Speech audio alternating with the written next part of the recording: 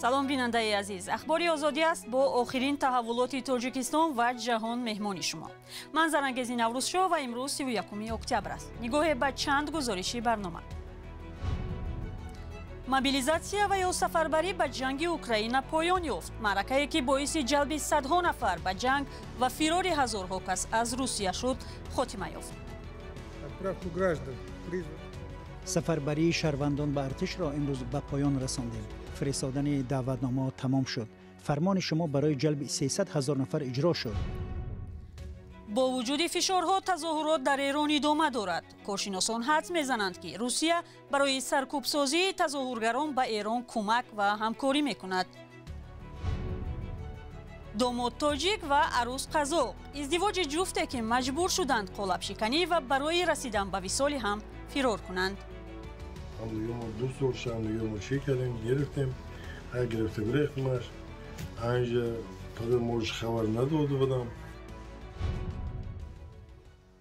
мақомоти Русия аз хатми мобилизатсия ё сафарбарии қисмии сарбозони эҳтиётӣ ба артиш ва ҷанг хабар доданд.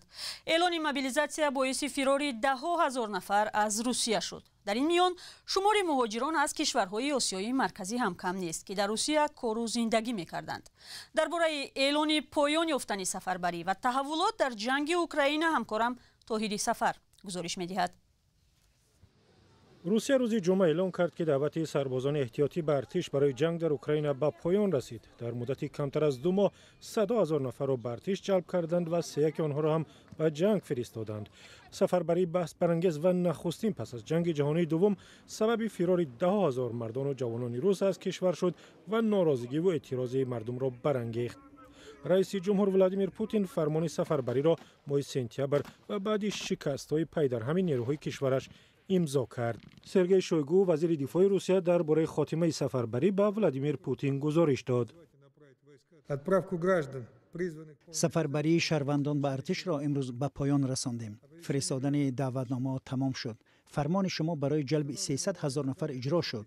вазифаҳои иловагии дигаре пешбинӣ нашудааст.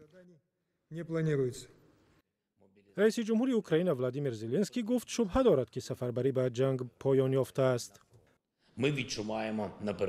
русия саъй дорад бо истифода аз навсарбозони ноомода ва дуруст таъмин ношуда ва бо амрҳои бераҳмонаи фармондеҳонашон ба мавзеъҳои мо фишор биёрад. аз ин рӯ тахмин кардан мумкин аст ки русия ба зудӣ ба сарбозони иловагӣ дар ҷанг эҳтиёҷ пайдо мекунад. мо ба ин омода мешавем.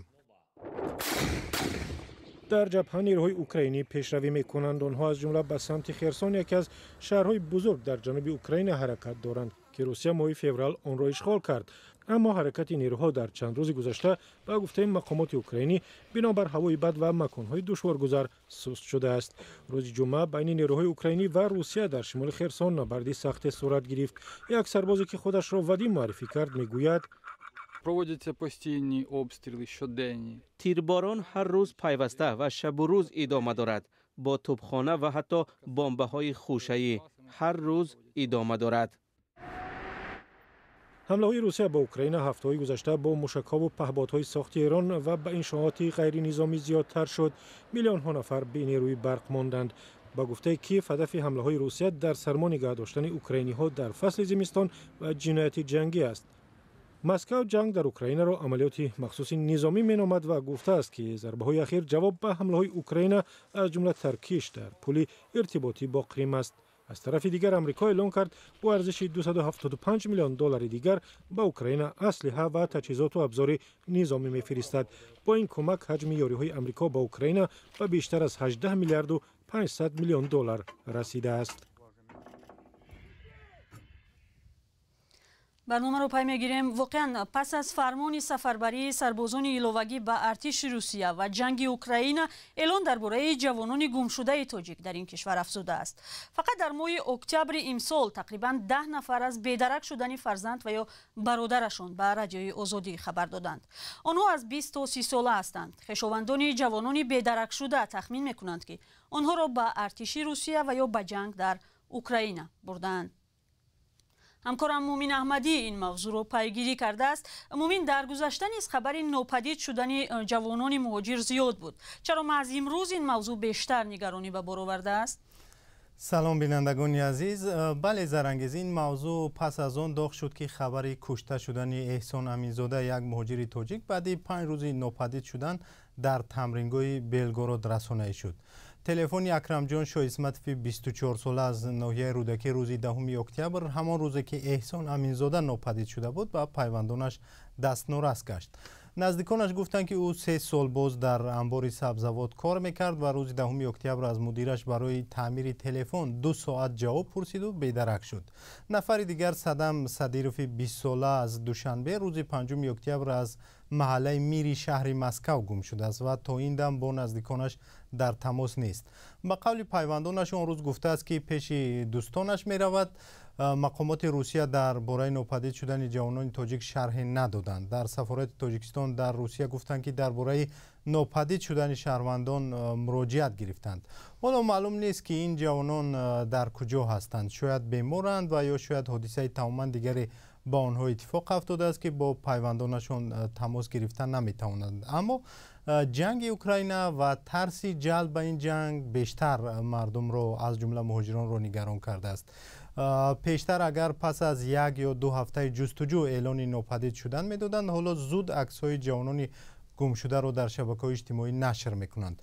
کاربران اکثرا انگشت اشاره را در چنین حالت‌ها به سوی جنگ اوکراین میکنند. حالتی هم بود که محمد دلشاد بایزاده، یک مهاجر تاجیک روز 10 اکتبر در روسیه ناپدید شده بود، در سرحد افغانستان پیدا کردند. بله، اما مومین دلیلی هست که واقعا یگان مهاجر ناپدید شده به ارتش روسیه جلب شده باشد؟ بله زرانگیز، یک دلیل روشنش چنان در بالا گفتیم احسان امینزاده بود و کریم جان یاروف، حامی حقوق مهاجران که ناپدید شدن جوانان در روسیه را تحقیق کرده است، میگوید معلوم کردند که چندین مهاجر گم شده بعداً خبر دادند که در ارتش روسیه هستند که در بسیار حالت استفاده تلفن را برایشان منع میکنند. کریم جان یاروف گفت که گروه دیگری مهاجران که ناپدید شدند از ماریوپل، شهری غصب شده اوکراین، از خود درک دادند. آنها را به کار در ماریوپل جلب کردند. این شهر امن نیست و شاید با دلیل امن نبودند و اینکه تاجیکستان رفتن مهاجران به شهرهای غصب شده را قانونی ندانسته بود، این مهاجران رفتن خود را پنهان میکنند. در این میان به قول یاروف شخصان نیز هستند که ناپدید شدن آنها به جنگ اوکراین ربط ندارد. ضمناً زرانگیز، رادیو آزادی سندی را دسترس است که در آن نام هزاران نفر برای سفربری به ارتش و جنگ در اوکراین ثبت شده است. در این رویخط صدها نفری هست که نام و نسبشان به شهروندان تاجیکستان مانند است. تشکر زیاد همکارم مومین احمدی درباره افزایش ناپدید شدن مهاجران تاجیک در روسیه بعد اعلان موبیلیزاسیون صحبت میکرد. اگر شما هم در این رابطه به همین موضوع گفتنی دارید، به رادیوی آزادی نویسید.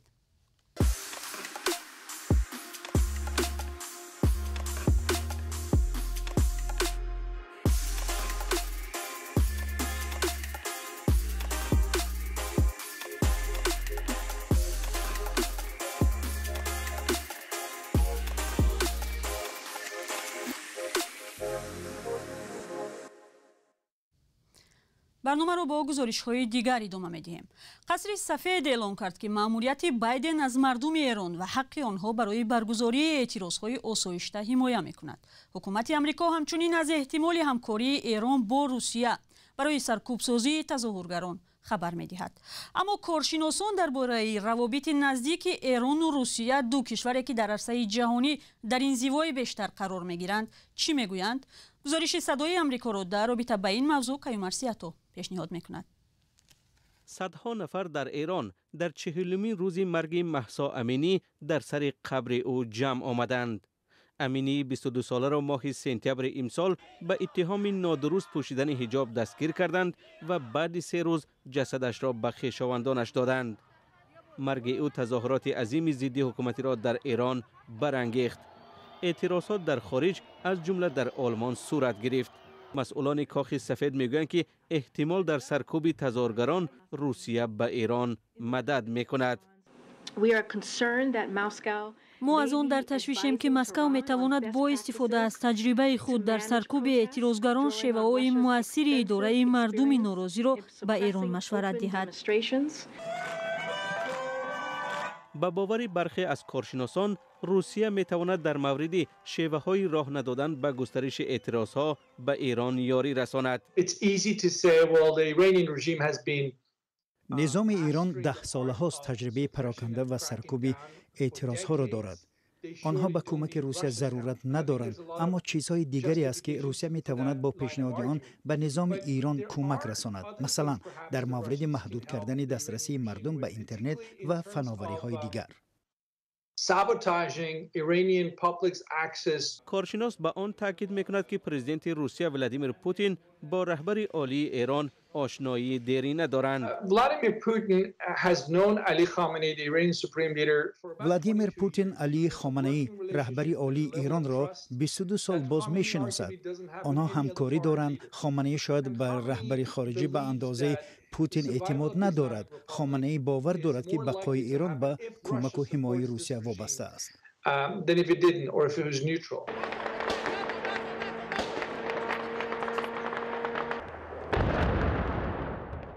ایالات متحده، بریتانیا، اتحاد اروپا و اسرائیل تصدیق کردند که روسیه در حمله به خانه‌ها و زیربنیادهای مهم اوکراین از پهپادهای ایرانی استفاده کرده است. مسکو این اتهام را نمیپذیرد. در یک دهه توجیک نشین قزاقستان، یک مرد توجیک و زن قزاق سنت‌های رایج را شکسته با هم اویله برپا کردند. جفتی که توانستند قالب شکنی کنند، حالا این پیوند خود را نمونه دوستی دو خلق می‌دانند. همکاران ما مولا رجب یوسفی و فرزان محمدی مهمان این خانواده شدند. شاه رجب و مرجانه تقریباً 40 سال باز با هم زندگی دارند. هرچند عشق آنها به همدیگر به درجه عالی قوی بود، آغاز زندگی یکجایی آنها به سختی ها پیچید، چون والدین مرجانه ازدواج او را با یک جوان تاجیک قبول نداشتند، ولی عشق کار خود را کرد. مرجانه در راه عشق از خانواده خود دست کشید و از شاه رجب خواست برای زندگی یکجایی آنها از یک اصول غیر معمول استفاده برد. 88 سالم تو خودم به همین خاطر تقریبا از خیلی هم دیگه ما دوست داشتم، دیگه ما چی کردیم گرفتیم، هر گرفته گرفتمش. اینجا پدر مورش خبر نداده بودم و سال وقت گذشت کنه به خبر دادیم. هم تغییر بدهش نشده. رنج و عذاب این عائله 3 سال ادامه کرد. نزدیکان مرجانه در این مدت از او رو تافتند. بسیار عذاب کشیدم. آدمم نومده. بعد 3 سال، بعد 3-4 ساله دیدم آچم مرده بود. بعد وای دادم اومده بعد اونده نالدن چیز فقط چیز میکرده. اپا اونم خوارنم میومده.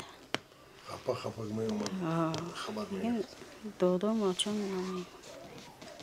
آچم نومده مرده. روتافتن والدین یک طرف، ندانستن زبان تاجیکی برای مرجانه عذاب دیگر بود. حالا او زبان تاجیکی را با لهجه اش یاد گرفته است. حالا اومدم هیچ نمیفهمم. اینا چیز بفسودن. هم از اون دانشن نمیکردم میشستم. سانسونو یاد گرفت. تا چند وقت یاد گرفتن تاجیکی را؟ شو اومده 6 ماه. من 5-6 ماه 100 روز بود. والدین شاه رجب سالهای 50 عصر گذشته از ناحیه کوهستان مسجد تاجیکستان به قزاقستان کوچیدند. همسرش از همسایه دهه بود. میان تاجیکان و هم قزاق‌ها ازدواج با خارجی‌ها عمل چندان معمول نیست، به خصوص در میان باشندگان روستاها. اما شاه رجب و مرجانه میگویند زیاد شدن عائله‌های مثل آنها میتواند دوستی خلق‌های تاجیک و قزاق را مستحکم کند. برنامه رو اینجا به پایان میبریم. خدا نگهدار شما.